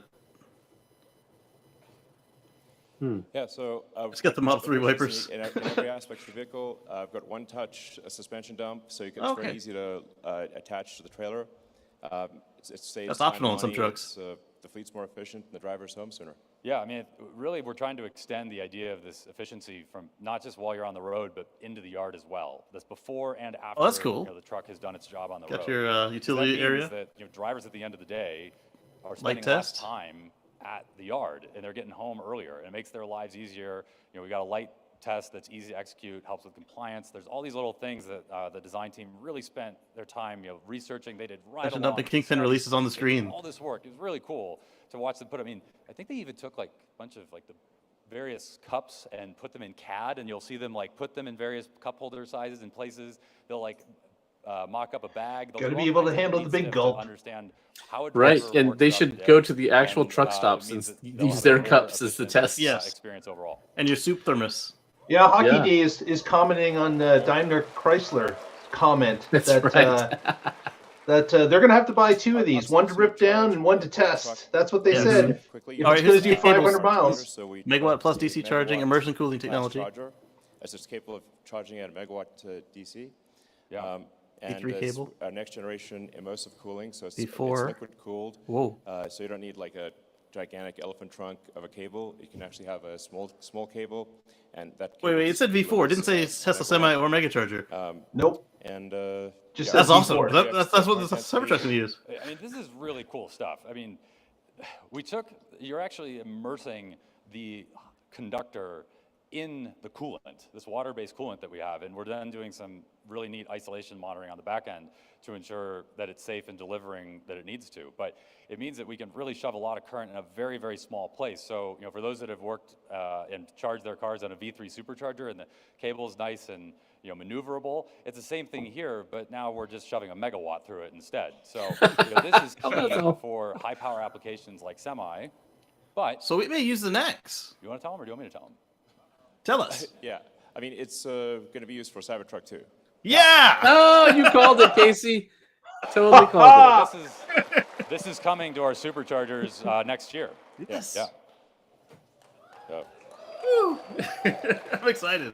Version 4. About a charger.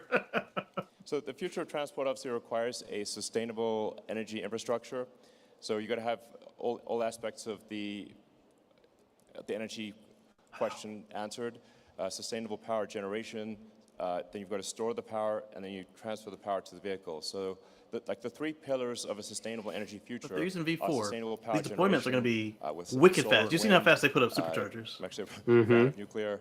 Oh, but they can't have the semis at the same we should- place. Oh, as no, they no, have. no, no, no. No. Yeah. But the installation, And, you'll have to geothermal space and them many others, correctly. things that are sustainable long term, They just have one pull-in things like spot. wind That's and it. solar are intermittent, so you have to have battery Like packs me to with the store U-Haul. energy, so when the wind doesn't blow and the sun doesn't shine, you still have energy, and you can also buffer the power so you're not overloading the grid with spike loads. I told you we'd use the Yeah, mega my pack. customers are actively deploying this makes today, sense. and we're Totally. working with them so that they have the pathway to get towards 100% sustainable future. But we have all of this at our disposal. Commercial solar and megapack, and the megapack is great because not only can it do things like peak shaving or some of the other energy modulation, but it also Or provides a form of outage. redundancy and backup. I mean, Yep. if we're going to ask a fleet to take on these trucks and run them, they need to ensure that they're going to be able to charge them and keep their fleet running even in the event of a power outage. And that's one of the things that we can do with the megapack on site as well. Yeah. Mm-hmm. And Absolutely. you just trickle charge the mega packs. You don't even need to upgrade your service. Right. So then you avoid all those And first demand deliveries charges. through now. Yeah. Now, these First two deliveries. Oh, Oh, is that them? Pepsi truck There is you go. blue now. Was it blue before? It was. To thank, I just thought it was in the shadows. hey guys.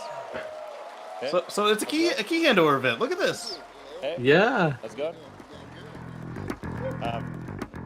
So yeah, we completed our first cargo run with a very enormous amount of Frito-Lays.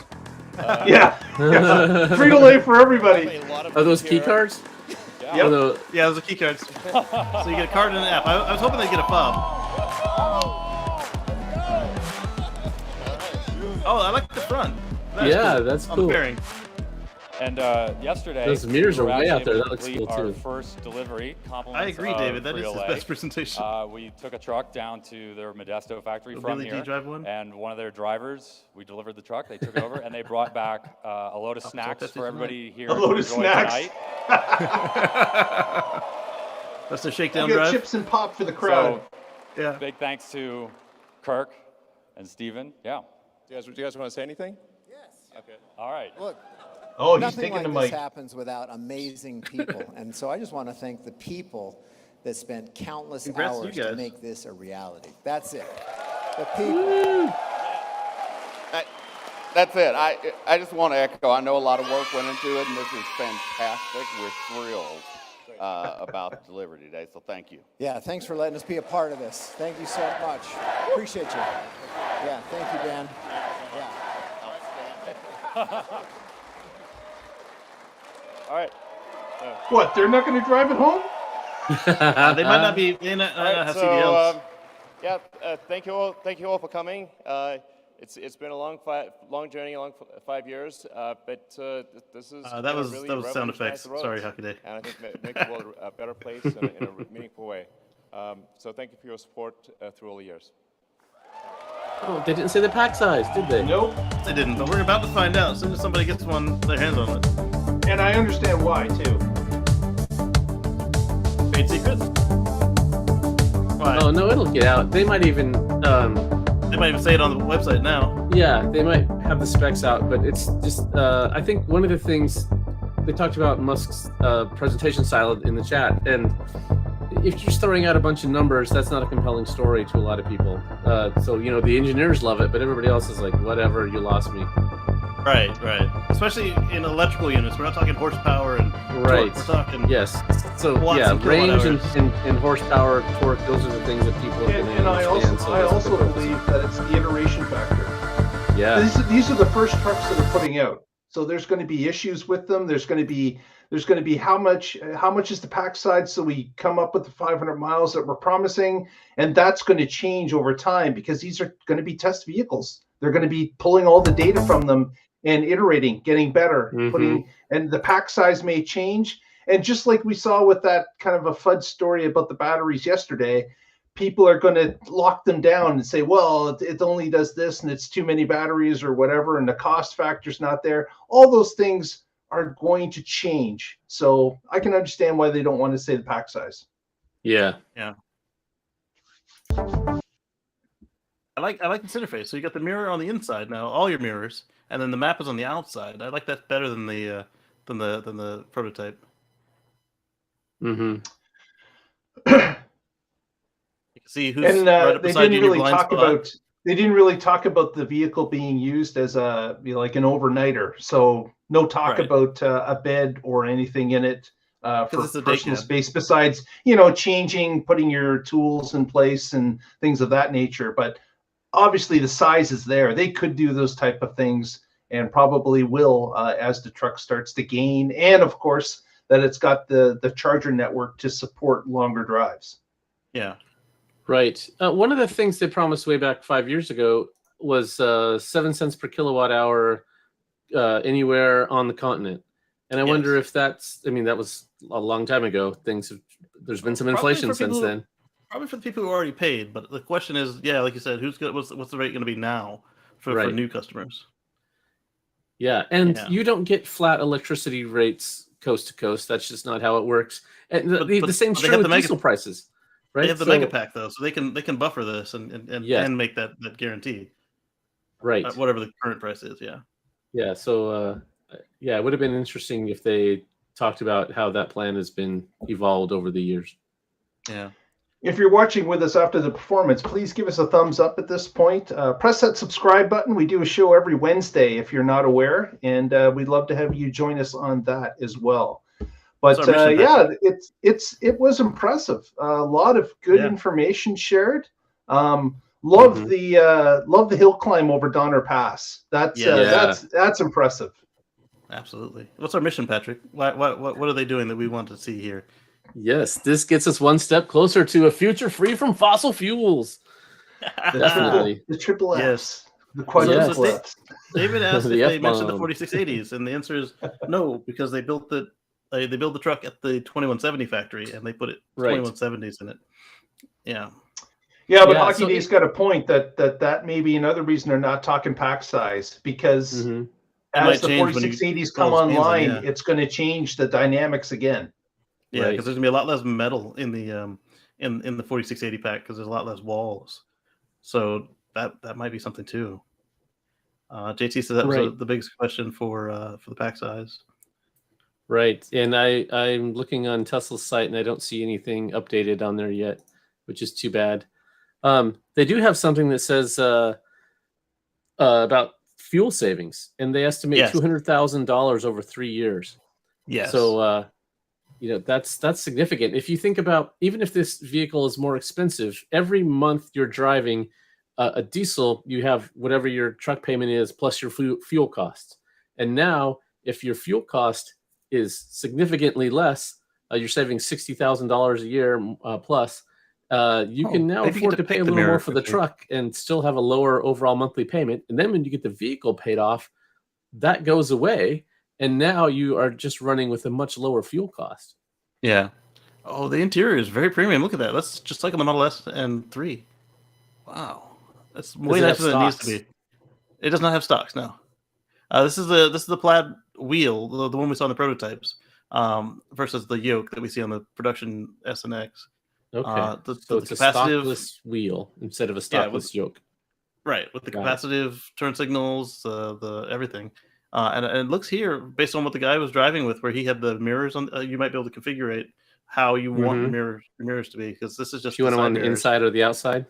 Right, and when he had them on the inside, he had his blind spots and all those places that people like to just sneak up and just park. So you run them over and they try and sue you.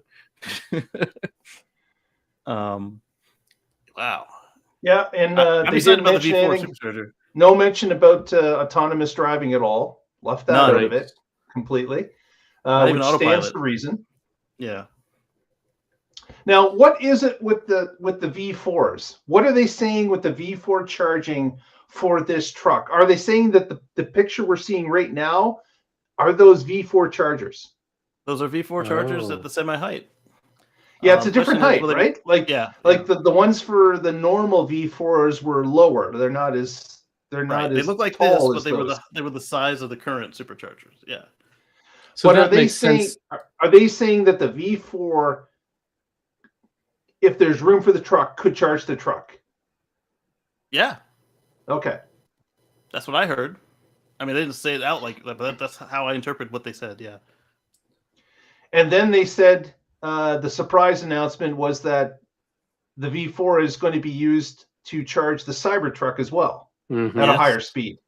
Yes. Right. So we talked about how the Cybertruck is not going to really fit very well, especially if it's towing at all the current supercharger stations. Yep. Right. Well, this solves that problem. They're all going to be pull-through spots, and if you're towing something, so if they deploy this massive Tesla semi or charging network, and then that's the nice thing about having Tesla control in the vehicle, where setting up your charge destinations, they can direct the Cybertrucks to those and the Model 3s to the others, and spread out the loads. Right. This is And even better, really cool. is the Cybertruck would, like, if you tell it where you're going and it does the trip planner, if it sees that you've got the trailer light turned on, then it would just route you through the truck stops. And if you don't have it plugged in, then it will route you through the regular supercharger spots. Yeah, Yes. but there are so many You're in tow mode. more. There are so many more stops locally that you'd want your Cybertruck to stop at. Like, there's the volume of stops on it. that have, that are 250 or 150 are far more than the mega chargers yet. Yeah. So, but one thing I've noticed on my last 4 towing trips is that the car routed me to stations that had space for me, whether they were nose in or there were just few enough people that I could slide up in there without disconnecting the U-Haul. And yeah, but you're driving an X. Like, isn't the Cybertruck bigger, wider, longer? Right, but I'm wondering if that same level of, if it was coincidence or if they had planned that, because as soon as I plug in that trailer, it knows that I'm towing, and it did not give me any bad estimates. It automatically jumped my estimates up to, hey, you're pulling 700 watt-hours per mile instead of 200 to 300, and that was before I even started pulling the thing. I'm like, how do you know? And they're like, we know you're good. Yeah, and we've seen Tesla doing that kind of stuff. Their software gets smarter all the time, and we just saw how their elevation estimates have improved. Their weather estimates have improved. Wear, yes, tire wear, tire pressure. They have all of that data. They're collecting it from millions of vehicles every day, and so every once in a while, you can go, "Oh, this one's out of spec." Well, that's the only thing I've ever towed. Like, every time, that's the only thing I've ever towed. So maybe that's how right. Right. Casey's towing again. It's probably the same as last time. If not, let's start there with our assumption. We can change it a couple miles down the road if we need to. Yeah. Right. Oh wow, that's so damn smart. Yeah. It's the only thing I've ever towed is the biggest U-Haul trailer with the dual axles and fully loaded. So right. And if you owned a trailer, it would be your same trailer. It would be the same one every time. The same thing over and over. Yeah. So Hockey Day pointed out that they didn't say how many they were going to make. Fair point. Right. We did hear something. Well, we did hear previous 50,000 a year is their goal. Yeah. And that's substantial. In one of the trials, didn't Robin Denholm say how many they plan to make this year? Yes. She said that they could make up to 100. Yes. Right. That's not a commitment then. Yeah, you're right. Yeah. The word could. Yeah. David asked if there'd be games. Don't truckers want to play games while charging or an FSD? You won't want to play games while an FSD because you're a commercial driver. But when you're on your mandatory breaks or in your off time, perhaps you want to play, maybe not Beach Buggy Racing, but probably not a driving game. right. Like chess or Netflix or whatever. Yeah, I gotta believe that the entertainment options will follow. If they're not there now, they will follow as time goes along, because those drivers have downtime. Those drivers have mandatory downtime, and they have the ability to select downtime too. So and I would think that the entertainment options would come to those trucks as well. Yeah, that's the beauty of using the same station. Info. Yeah. The same infotainment system is all that stuff's going to easily port. And Tesla will be happy to charge the companies the premium connection fee that these trucks will be using. So absolutely, those entertainment options will come. Obviously, right now that's of secondary nature. It's it's getting the specs of the truck down, and now it's going to be testing not only what Tesla does between factories, but what PepsiCo does and how their vehicles are performing. But this is the start. Like they get to start logging the data now, more realistically based on these loads that these vehicles are going to be moving. Yeah. Hockey Day pointed out that the weight was never stated, other than the max gross of 82,000. Yeah, they never said what the tractor weighs. Yeah. Yeah. And I got to believe that the tractor is a little bit heavier, and that's of course why the DOT raised the rate from 80,000 to 82,000 pounds for a maximum load combined tractor and trailer. So Yeah. I got to believe that that's part of it. But again, there were some phrases that were uttered by Tesla employees and Elon suggesting that perhaps that they got that and don't need it, and so that now they actually have a bonus over the other electric trucks and the combustion trucks. But we're gonna have to wait for somebody to show us the label Right. to know if that was aspirational or fact. and if you did notice this week, Freightliner, traditional truck maker, they made an announcement about the launch of their e-truck that was available. I think they did it on Wednesday or Tuesday. Right. They're like, oh, we got to get out in front of this. But it's not 500 miles of range. It's like more 180 like to 300. 260. Yeah. Yeah. So there's a huge difference. Those are local or regional delivery trucks. Yeah, theirs actually had a back window. Like there was no plan for this to be a long haul. Like, yeah, it's strictly a day cab for those vehicles. Yeah, and then the model timeline was interesting too. I missed that, JT. What do you mean there, or did you two notice it? I was still looking for the pack size. Yeah. The what was model your question, timeline, Casey? JT said the model timeline was interesting too, and I didn't catch the model timeline.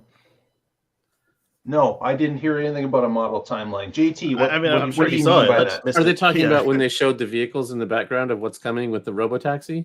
Maybe? Oh, maybe. Yeah, maybe that. But please let us know, JT. So Hockey Day says they need a wireless camera on the trailers.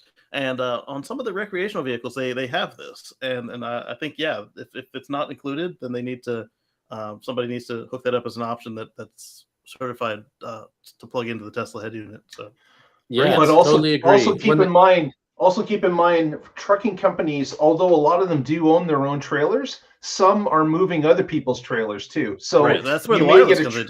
Stick it on there. Yeah, it would have to be a system that you could remove if it's your hardware. Yeah. Yep. Yeah. And then Derek says single wiper blade. It's a single arm. I don't know if it's a single blade or not. And I saw in the close-up shot, it did show that the single arm that they had a camera angle on had dual pillars on it, like for extra strength. And also to keep it straight up and down as it goes, like Mercedes, or school bus. They didn't talk about the bulletproof glass, did they? They didn't talk this time. Dropping the trailer hitch out in the middle of the glass. Yeah. They didn't want to bring Franz out there and throw anything at it. They had enough of Franz proofing stuff. Franz was not invited to this event at all. Right. Keep your ball bearings at home, Franz. Haas, the 82,000 is max gross. What folks are speculating on is the dry weight of the truck. So that they're wondering how much. Yeah, just that's fully laden. How much cargo they can do? Yeah. Yeah, the 82,000 is the maximum an electric truck can weigh, tractor and trailer together. In North America. Fully loaded with all the loaded up. Yeah. In Europe, you get a different bonus weight and a different maximum weight. I think it's still 2,000 bonus, but your maximum weight over there is different than here. Much speculation, weights, pack size, efficiency. Efficiency. They just gave us the same thing they gave us to begin with, the less than 2 megawatts. We know an upper kilowatts. Bound, but yeah, like David said, that doesn't tell us enough to figure out any more detail than what they've said as an upper limit. Yeah. David says 82K was the load plus the gross weight of the trailer. Right. So they're explaining the same thing we did. Yeah. Oh yeah. Because that's everything. Because if you're more than that, then you've got to get special permits or pay massive fines and tickets. Or drive really fast past the way stations and hope. V4 is up to what, 800 kilowatts? No, V4 was a megawatt charger. It's a mega charger. Yes. Hockey Day said 1,000. David said no. Cybertruck used standard Tesla cable too. Yes. Wish me luck, everyone, and reaching for the stars. Absolutely. I hope you do well in your endeavors. Sterling satellites connections, will that be possible? Starlink. Yeah, absolutely. Because remember, Elon said that the Model 3 was too small. Got him. Yeah. I see down here. He said Starlink. Elon said that the Model 3. Right. That's not Starlink either. Starlink. He's pounding on his keyboard. Damn you. right, like the Panda. Elon said that the Model 3 was too small for a Starlink terminal, but the Semi is larger than a Model 3 by a good margin. So maybe. Yeah. Plus, we've also got the T-Mobile connection, so they might just do it that way. And JC also pointed out. Interesting motor configuration. We got two I like for the that back clutch. axle, and we've got one for the middle axle. Yeah. So you got highway, cruise, which is going to be a different gear ratio, and then you get your 2 acceleration with the clutches. Carbon overwrap. And they're all carbon overwrapped, yeah. Even the cruise one?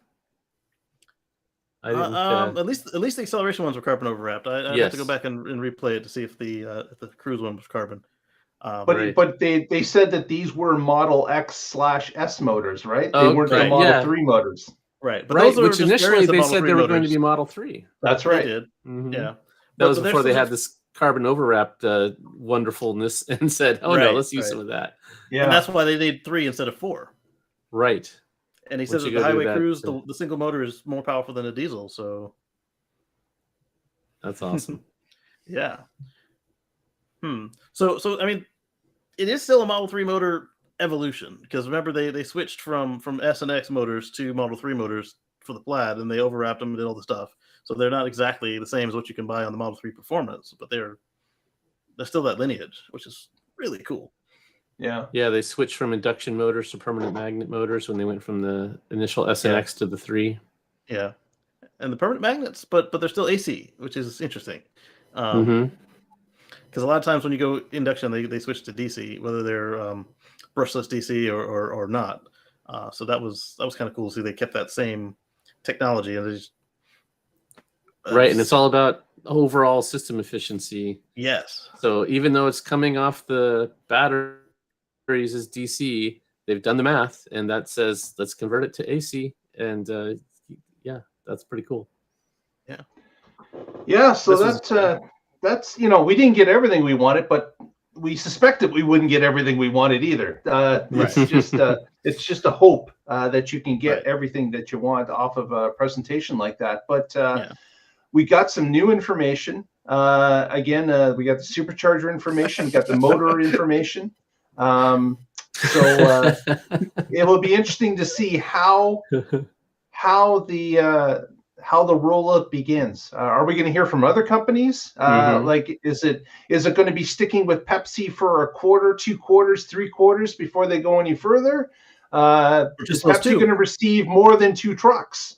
That's all they had wrapped at the show, but obviously there was 4 at the show, and then we've seen 24 in previous photos from the drone army. So, and of course, as them stating that they may have 100 trucks developed this year, that's only a month away for the end of December. So it'll be interesting to see if we hear other companies saying we're taking delivery, or we've got a delivery date like Pepsi did.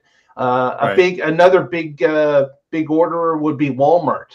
They're ones that ordered a boatload of these things. So it'll be interesting to see if Walmart gets flagged that you can receive a couple, and we'll put you on the test program as well. It'd be also curious to see if they basically these are just paid betas, like FSD beta is, where everybody gets 2 trucks, and then they work through their order list from there, because each company is going to use the truck differently, which is going to give them more valuable feedback than if they just start fulfilling orders as is, because Pepsi's going to use it differently for Frito-Lay and for Pepsi than they are going to have it used for Walmart, and it's going to be used for FedEx and everybody else who was in there. And this is valuable data right now before they have to commit to anything. And I mean, they're committed, but before they lock it down, we're talking about, all right, now let's move this thing to Texas, or let's try to figure out how to get 4680s in there. For all these initial customers, I think charging is going to be the limiting factor.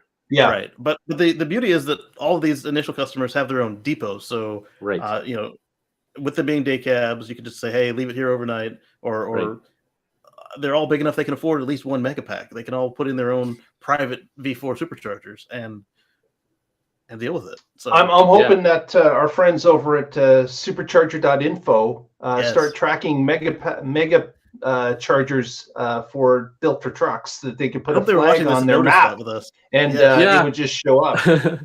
Select your vehicle type. Yeah. Model 3, Model X, Model S, semi truck. Semi fully loaded. And So Derek asked, go ahead. And of course, Hockey Day said the majority of them are going to be used for Tesla to start, Absolutely. and that's absolutely Yes. true. They'll be running between Giga Fremont and Giga Nevada. Nevada. Yeah. Yep. And then they'll also probably be delivering cars because we saw them do that for the photo op. So why not continue? Yeah, to that's do that more of for a actual- photo op. Like I want to see them delivering 80,000-pound loads. Like Yeah. that's Well, that's the thing with the extra weight. Does that mean that they can now get the full rack of Model S and X? Because that was what was holding them back before. maybe. Yeah. And then Derek asked when will Zach and Jesse get their semi? I think they will because they put the money down. So And they put it unless they down ask for a early. refund, they did Right, too. but they're not going But to be they're high on small. the list. They're small Yeah. potatoes. Yeah, they're they're small not potatoes. going to be able to afford to install their own mega pack. And Correct. Unless they've been holding out on us. I mean, they're well to do, but they're not that well to do. But again, they're not truckers, so they're not hauling Right. anything really. They'll get a they'll have trailer to try it out, Yeah. but they should be able to take just a truck unit and go to a supercharger, I would think. Right, or at least a Cybertruck charger. Yeah. So they might not get there till June. So, because they're Hockey on Day said that's they're on the East East Coast Coast near Boston, right? So they're Yeah. way on the other side of the country. But Yeah. it'll be interesting to see if installations of the V4s start to go in. We know about a V4 scheduled for Arizona. Haven't seen any photos of that site yet, but there is a permit in place. So we're hoping that will start to be built in late December, early January. Yeah. So they called out Tahoe earlier. Is that where I'm thinking of the third station? I don't know what's in Tahoe. I don't either. I've never heard of anything like we've heard of Lathrop, Right. California, Mhm. Yeah. but we've not heard Tahoe Lathrop, yeah. mentioned ever before. Yeah, Cato Road. And it didn't seem like Elon was misspeaking there because he said it a bunch of times in a row. And then he teased Well, he the said story and didn't give he it to joked us. there was a reason it was called something. Yeah, But and then he didn't kept tell it us to why. himself. Yeah. Right. So it's these 3 locations. And so what was the name of it? It was Try Something. So Yeah. it makes sense that they make a triangle with those 3 locations. They drive around. It's like the opposite of the Bermuda Triangle where things disappear. This is the only place you could see Tesla semis. In between these 3 zones, yeah. Well, this is going to be I exciting. am to watch. shocked that nobody picked up that test truck driving from Fremont down to San Diego on the 5. Yeah. I'm shocked that nobody shadowed that vehicle. And then what did they recharge it with? Did they just plug it into a regular supercharger? Must Or have with the adapters, or- used a regular, or maybe they still have the Octopus, right? The Octopus Right. charger, Yes. where they are able to plug it into 4 different superchargers and suck all the power into the But truck. remember on the NACS unveiling when we went through the specs, they pointed out that the 1,000-volt connector and socket are interchangeable. So maybe they just charge really slow. Yeah. Right. They could have. Wow. And so I'm guessing they're not going to be using MCS2 now because after the slap on the hand that Sharin gave them for how dare you try and go around us yesterday, and also the fact that they just said that Cybertruck is going to be using it. That Cybertruck there's no reason to put 2 plugs on it. This isn't China. You don't need 2 plugs. So Right. That's just really too bad. We were talking about how if the semi, there's one universal standard and everybody Right. uses it, how we'll finally be at the place that we all wish everything was at instead of what kind of connector is it? What cord do I need? Right. Whatever, but this is a good way to force that conversation because everybody else's semis are like super low range CCS. They're not using MCS. So if nobody's using MCS, that kind of can force you to the NACS. Because hey, I want to be able to actually charge this thing as we go across country. Right. And that's the same way That's a that smooth we move. got 2 standards in the US. Yeah. And I'm going to call Tesla's a standard because Yeah. it's not proprietary any longer. And it's the Right. de facto standard since the Right. majority of EVs sold here have that. Right. And I But was just here, hoping that here, semis here wouldn't it- have this problem, and we're going to the same path again, where they can't get the standards but are bodies to they? come along. Are they though? Because this is the only semi charger that's actually deployed. Everyone else is using the car CCS. They're not using the MCS that the truck is supposed to use. So this might be their way of forcing it by getting out in front. Unlike what happened with the car, where they had to do this or go out of business, and then by the time their car hit the streets, they said, "Ha! Here's this other thing that's not what you put on your car. Ha! What are you going to do?" And then they said, "Oh, we're going to keep doing what we did." Yeah. Right. And with these standards bodies, there's always competitors that are on the board. And if they're behind, they're going to do whatever they can to try to slow things down. And it's just too bad that it happens that way. Hello, Yeah. Christian. Hey. Yeah. Yeah, And so then it's said 2 cables on the kind of charger. I interesting. didn't notice that. I saw 2 cables in the cable, but I didn't see 2 cables on the charger. Fremont to San Diego is 7 hours, 37 minutes, 475.5 miles. And he did mention they had to go north afterwards to get the whole 500. So that's probably what that is there, Derek.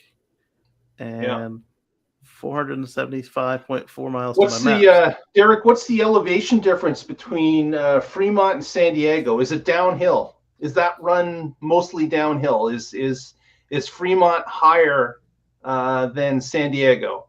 The high point's in the middle going over the pass. Yes, there was a high point in the middle. Yeah. But yeah, it's in the middle. So it's not like they started up higher and then went down and came back up again.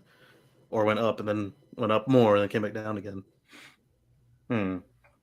So, no, I think it's a good test. I don't think this is rigged in any way. It was a real world test with traffic. The 5 is the major truck run up and down the coast of California. So that's Whole West Coast. From Tijuana to Vancouver, Canada. Mm-hmm.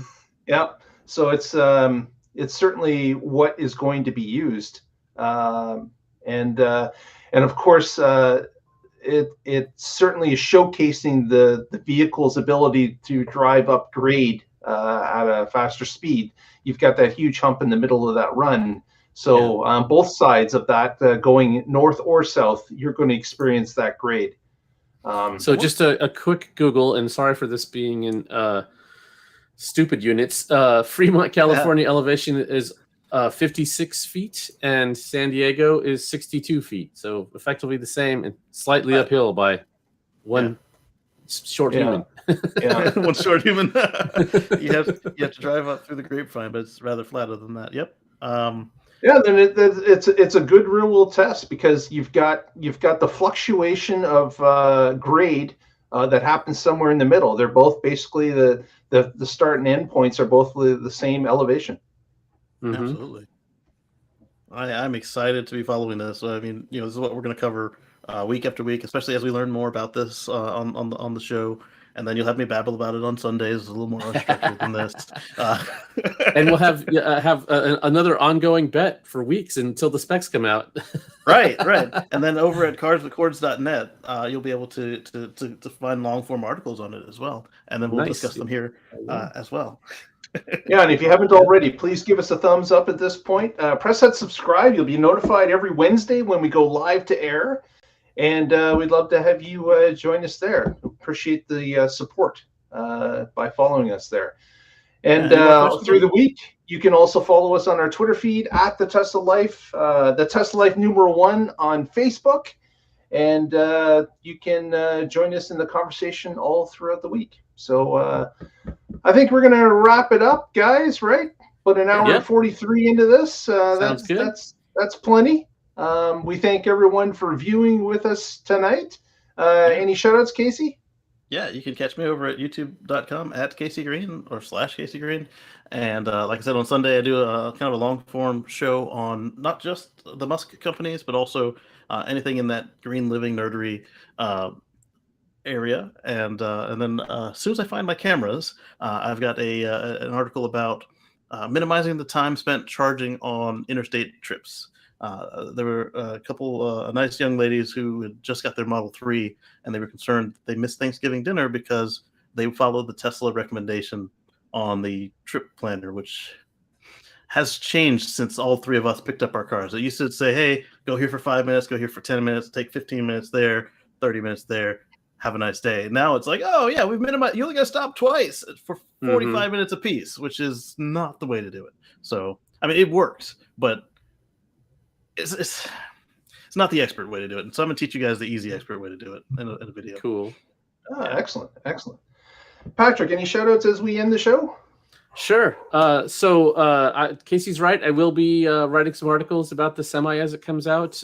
Growing up, my dad was a trucker. He drove for Apache Trucking, and so I would spend summers riding along with him, going Seattle to San Diego and up and down the West Coast, and listening to country music and playing on the CB because I was bored. And this was before the internet, and a long time ago.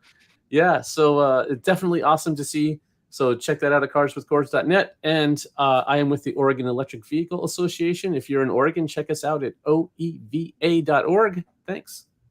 And thanks to everyone in the chat room for the lively discussion. Appreciate you being there, and we hope to see you next Wednesday when we get together and find out what's happening in the Tesla life. Stay Have a positive. great week, everyone. Test negative. Thank you, Lee Moon. He says good stream. Thank you. Absolutely. We'll catch you all next week. Oh, I hit to stop the music. I didn't stop the stream.